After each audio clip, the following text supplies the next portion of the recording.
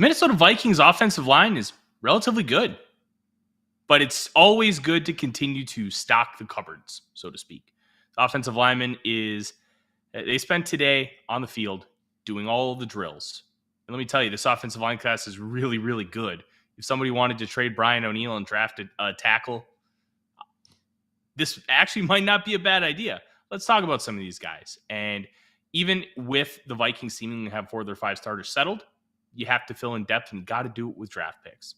Let's talk about the big round bellies here on the Real Forno Show. Welcome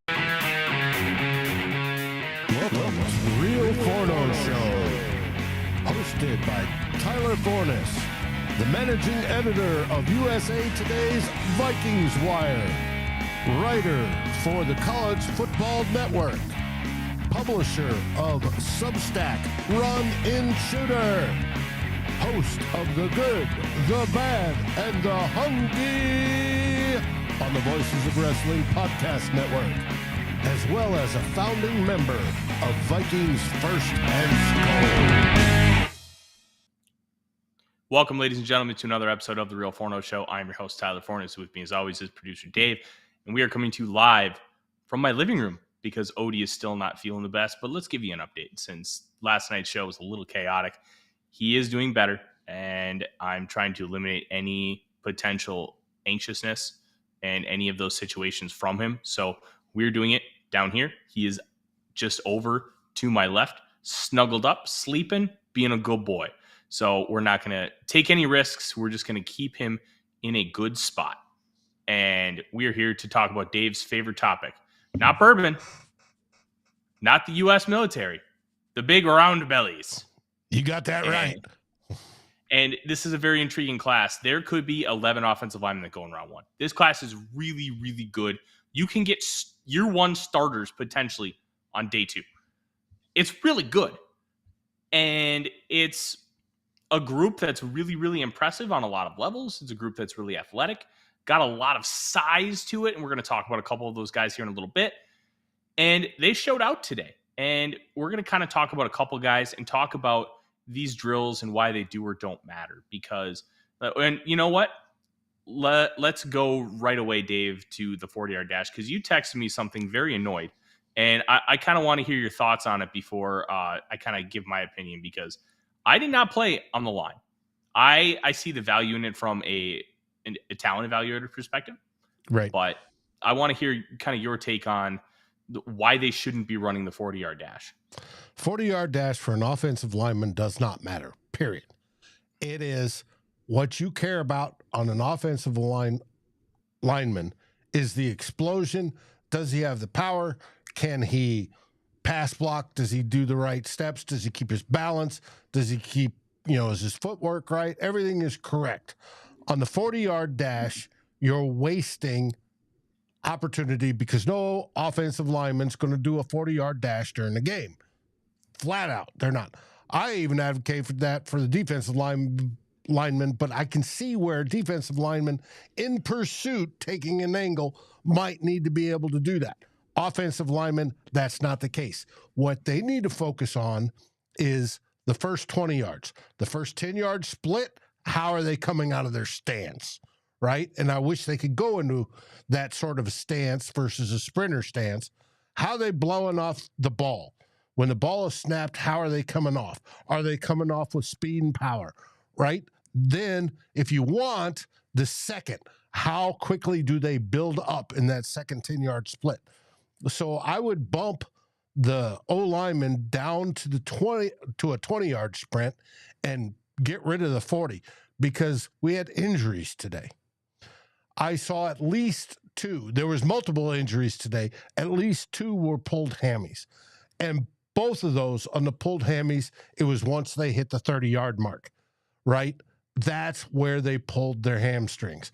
These guys are trained for short explosions of power, right? That's what they do. It's strength. It's mano a mano on a defensive lineman generally, because if they're going against anybody else, it's a mismatch.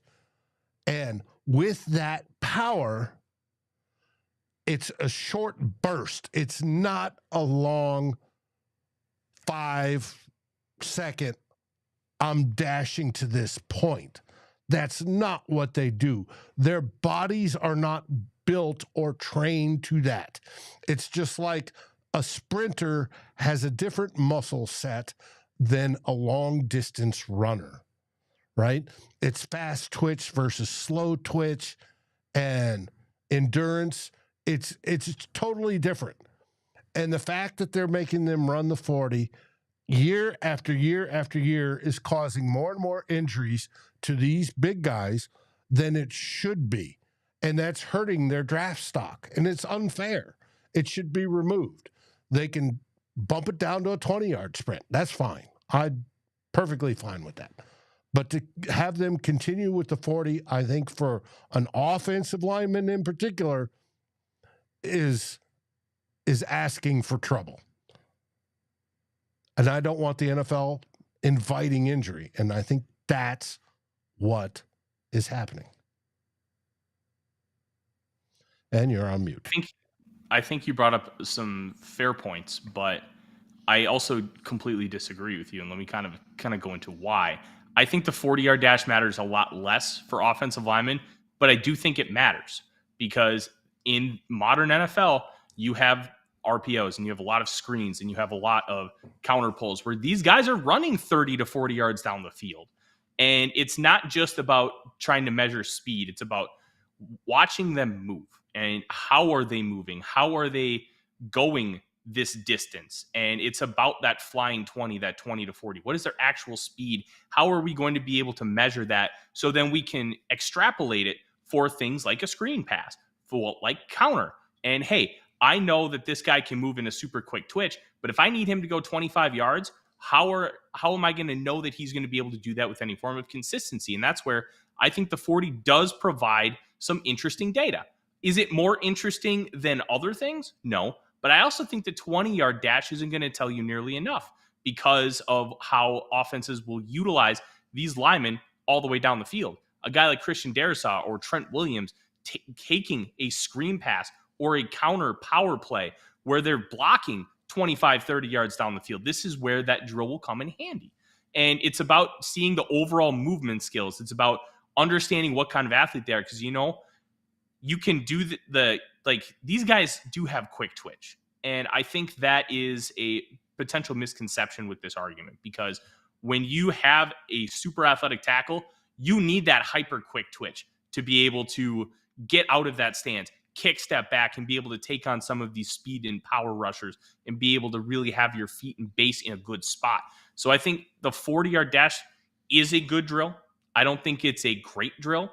And I don't think you can replace it with something like the 20 because the data that the 40 gives you is not going to give you nearly enough if you were to shorten it to the 20.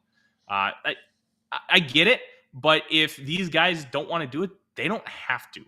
And they can just say no. And I will say this one more thing about the injuries, Dave. It wasn't just offensive linemen.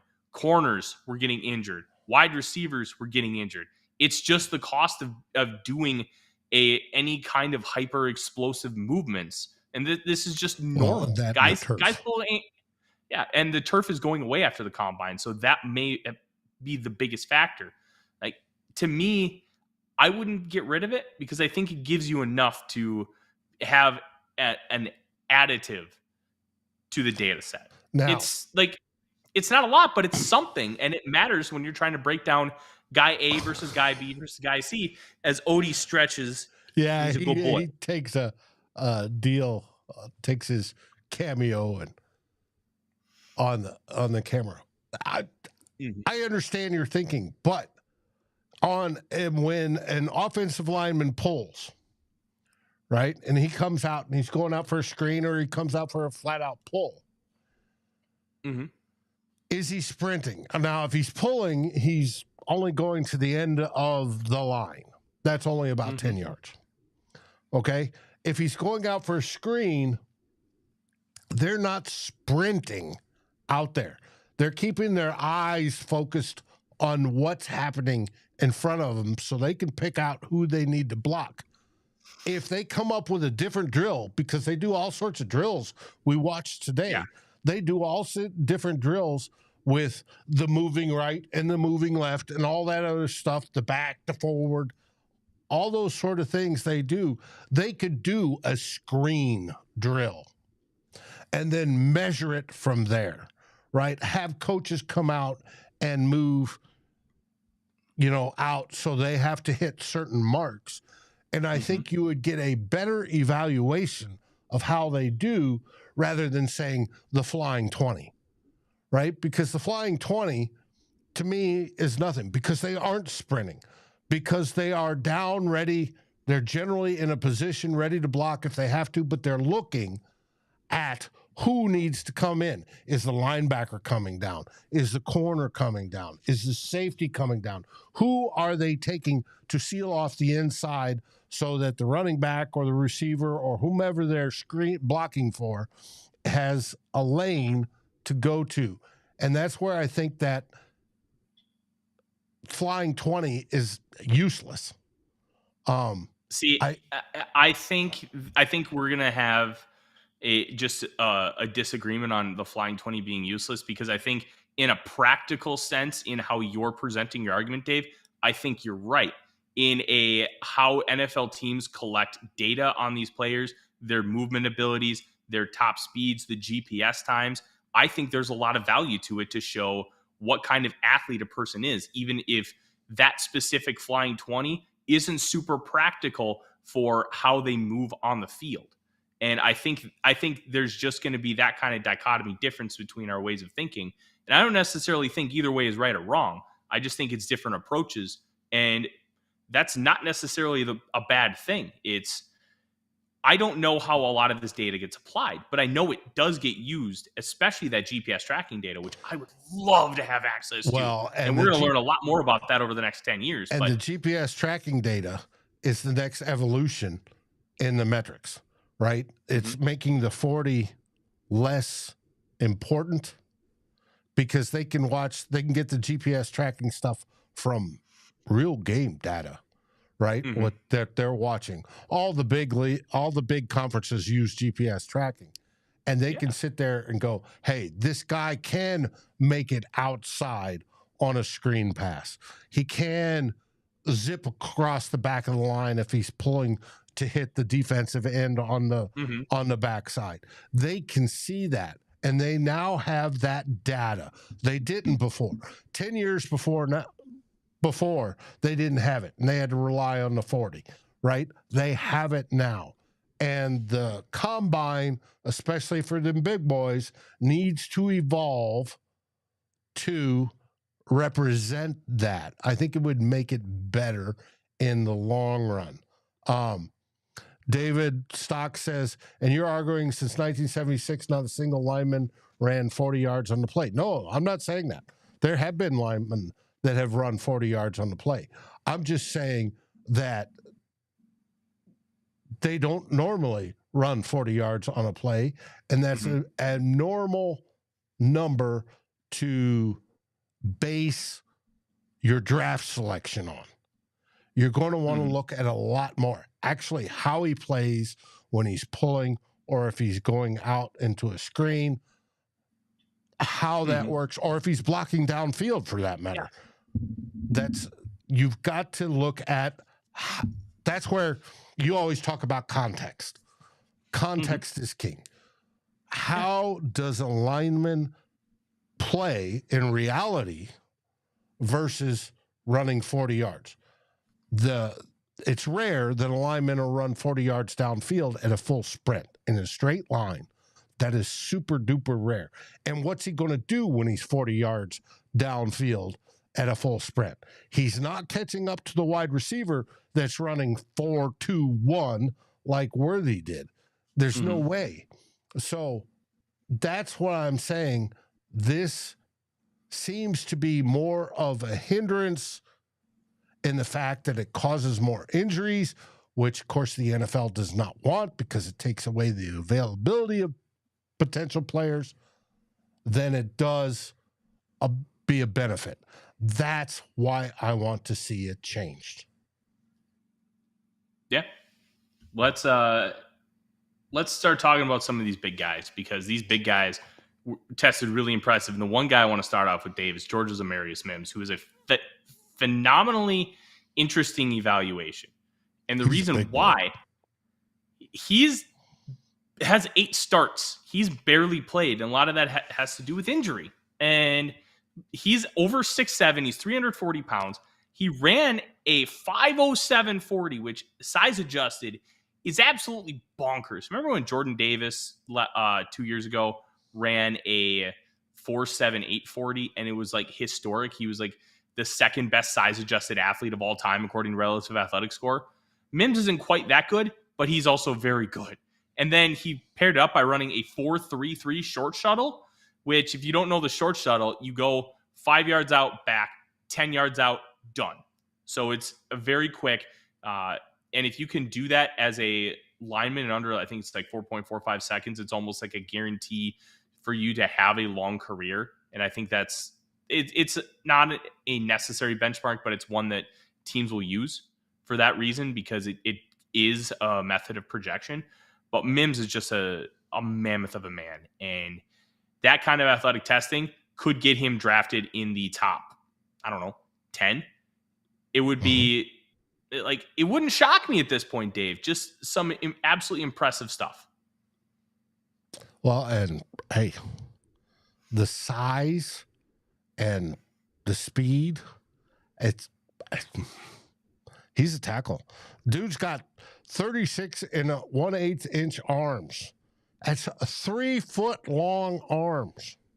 Mm-hmm. You can keep a defensive tackle or defensive edge rusher 3 feet away. Your quarterback's got a little bit more time. The man's a beast, and he's going to make some team happy.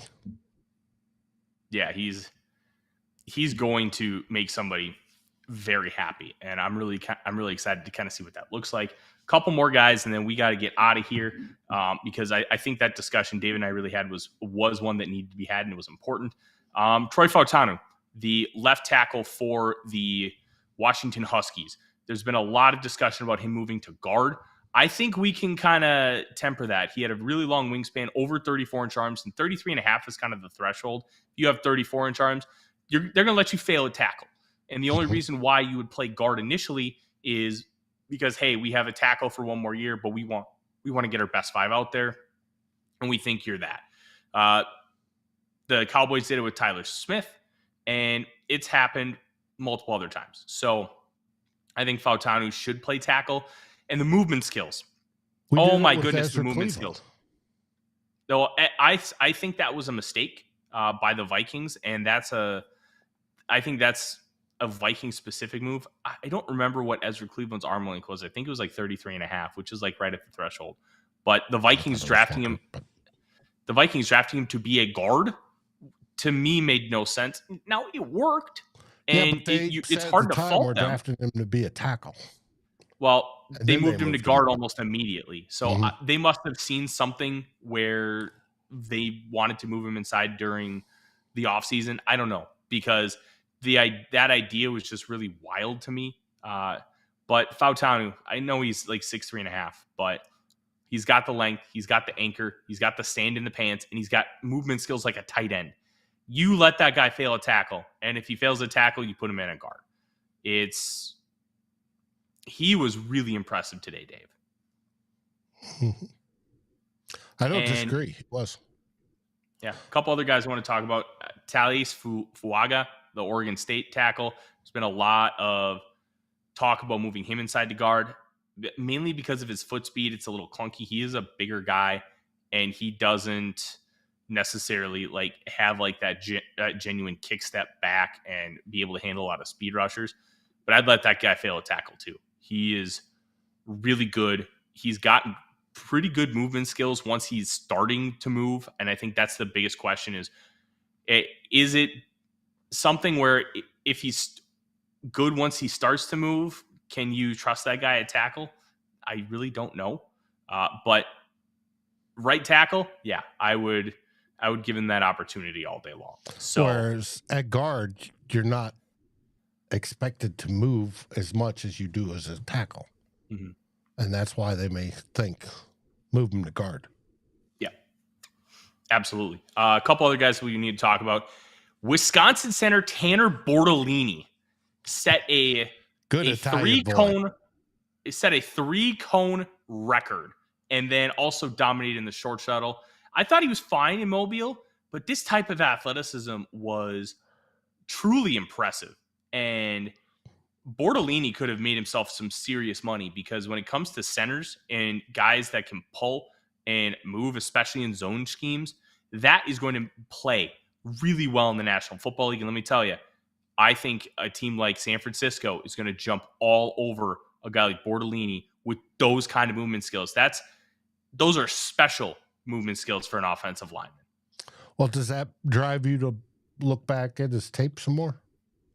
I haven't looked at his tape yet. So offensive line, I've watched 0 guys so far. This is just off of kind of the general consensus of what the community is thinking.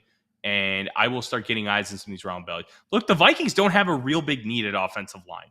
They have 4 of their 5 starters. They'll probably sign their 5th in free agency, and then they need to fill out depth. They're not going to go after any of these tackles.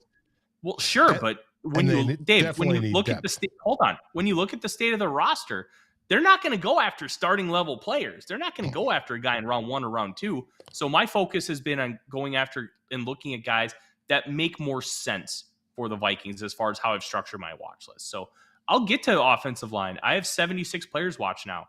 There will be offensive linemen watch, I promise. But if you get Bortolini, send me his tape.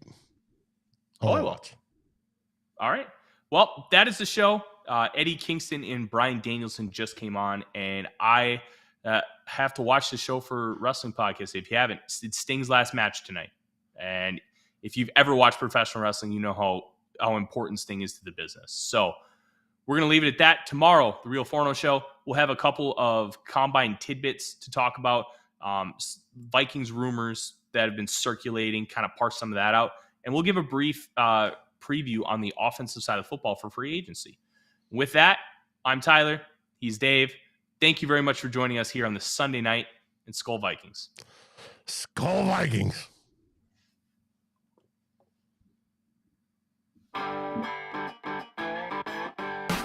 Like, subscribe, and ring the bell to get notifications. It helps us grow this community that we all love, our Minnesota Vikings. And on behalf of Tyler Forness and myself, Dave Stefano, thank you so dearly for watching the Real Forno Show. SKOL, everyone!